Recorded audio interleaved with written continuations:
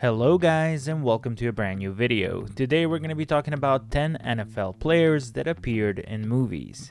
Now, if you guys are new to the channel, be sure to like and subscribe with post notifications on so you don't miss any of the future videos. Now, let's start with number 10, Dan Marino.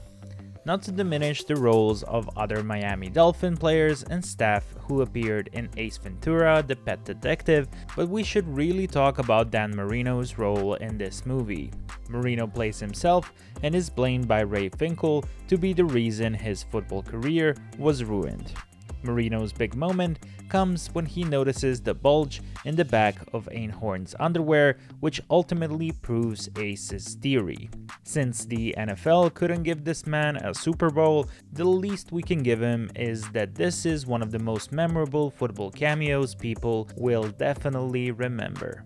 Number 9, Lawrence Taylor. The Waterboy movie is one of the most zaniest sports movies out there, so it's fitting that it features one of the most brutal legends of professional football. Lawrence Taylor's football camp scene sees him inviting Bobby Boucher to talk to the kids about how he plays the game. As far as cameos go, it is perfect, because Taylor gets to deliver the real punchline of "don't smoke crack," but it's not really a line he had to deliver in a way that requires any big acting. Regardless, this role was very impactful, even though, as we know, most of the football athletes aren't that great at acting. Number 8, Brett Favre. In the movie There's Something About Mary. Where were you the first time you saw that Mary Jensen was in a relationship with Green Bay Packers quarterback and Hall of Famer Brett Favre? Favre's appearance is the icing on the cake in There's Something About Mary, and another pro footballer cameo in which their appearance is really most of the work. Everyone else in the scene does the heavy lifting, so it's just on Favre to stand there and look like the legendary quarterback that he is when this scene was shot. Looking at it now, it is definitely not a masterpiece, as he was quite terrible in his role, but taking into consideration he is not an actor, then we can give him a pass. Number 7, Tom Brady in Ted 2. It is no secret that Tom Brady is friends with actor Mark Wahlberg, thanks in large part to Brady's stint with the New England Patriots and Wahlberg's love for Boston culture. Brady comes into Ted 2 when Ted needs a sperm donor, and Ted and John work up a scheme to try and steal the goat's seed. The plan fails pretty spectacularly, and we get to see Brady throw a perfect spiral as he throws Ted out of the window. Brett's acting is pretty bad, but if you're a fan of Tom Brady, you are likely going to overlook that. Number 6, Mike Ditka in Kicking and Screaming. Kicking and Screaming may be a forgotten comedy in which Will Ferrell does his usual shtick of playing a mild-mannered man in some weird circumstances, but it does separate itself with a key appearance by Mike Ditka. Ditka plays himself in the movie, serving as the assistant to the youth soccer team. As a former player and a coach, obviously Ditka isn't the ideal coach for soccer. He did manage to find 2 talented Italian boys to take the youth soccer team over the top, but it was mostly so he can get some credit for that. Number 5, Terry Bradshaw in Failure to Launch.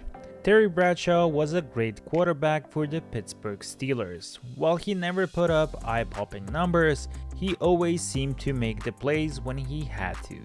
In 2006, Bradshaw came to the silver screen in a motion picture Failure to Launch. He played the parent of Matthew McConaughey's character.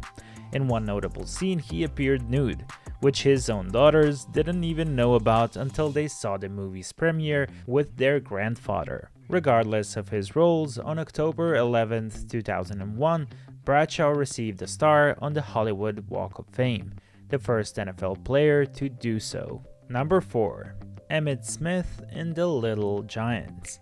The Little Giants is a 1994 American family sports comedy film starring Rick Moranis and Ed O'Neill as brothers in a small Ohio town coaching rival Pee Wee football teams. Emmith Smith was a part of an NFL crew that came in to help the character of Danny. Now, even though he didn't have a huge role in the movie, we put him on the list as he is the most prolific rushers of all time. And as for the movie, anything starring Ed O'Neill will definitely be hilarious. Even though now it's 20 plus years old, the movie is definitely worth a watch. Number 3, O.J. Simpson, The Naked Gun Trilogy. O.J. Simpson seemed to be on his way to a potential film career after his NFL career had long been over. Simpson landed a role in The Naked Gun Trilogy, a hit police comedy that starred the late great Leslie Nielsen. Simpson landed the role of the accident-prone Detective Nordberg and had a very important role in the movie trilogy. The Naked Gun movies are hilarious, even now in the 2020s, and the role of O.J. Simpson as Nordberg will definitely be remembered to all movie fanatics. Number 2. Bubba Smith in the Police Academy series. Bubba Smith played 9 seasons in the NFL. He was selected first overall in the 1967 NFL Draft. He played for the Baltimore Colts, the Oakland Raiders, and the Houston Oilers. Smith is a 2-time Pro Bowler of all time, All-Pro, and 1-time Super Bowl champion. But after his football career, he became an actor. He managed to land many small television roles in the 1970s and into the 1980s. His best-known role is in the Police Academy, as he played Moses Hightower. His role in the Police Academy definitely fitted him perfectly. His acting career managed to last 30 years after retirement from football, and that doesn't happen if the person doesn't have the acting talent to do it. Bubba Smith made quite a career with the series, playing in 6 of the 7 movies. Number 1. Hines Ward in The Dark Knight Rises. It is not often a football player is asked to show up on a set of a movie and do what they usually do. So Hines Ward should feel lucky for the gig he got in The Dark Knight Rises. The wide receiver catches a great pass in the big stadium scene and then puts on the motors completely unaware that the ground beneath him is collapsing as he runs.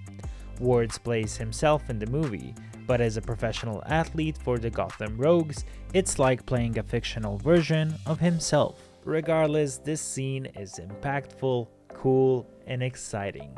And if you watch The Dark Knight Rises, you know exactly what this scene is. Now, we hope you guys enjoyed this video. If you did, be sure to like and subscribe to the channel with post notifications on. If we missed any of the NFL players that you guys like, be sure to let us know down in the comments. And if any of you are James Bond fans, be sure to check out our James Bond series on this channel. We have a lot of videos covering this topic. We wish you a wonderful day, and we will see you all in the next one.